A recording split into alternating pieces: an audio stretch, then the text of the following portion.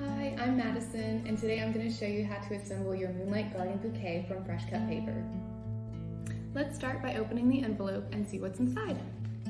So first you'll see your matching note card. And then we've got the beautiful bouquet alongside the sheet of tiger moths and the mysterious raven. On the bottom of this bouquet, you'll notice a small tab at the bottom that says push to open. Now it's time to arrange the tiger moths and the raven. First, you'll go ahead and pop out your moth. When you see it, you're going to fold it in half, and you're going to notice a small V cut right in the middle. This is where you're going to attach it to the flower, and the moth can fly into your bouquet. Next, you're going to pop out your raven to attach to your bouquet.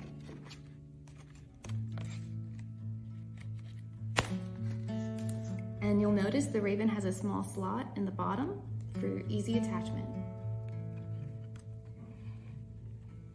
Feel free to get creative and find the perfect arrangement.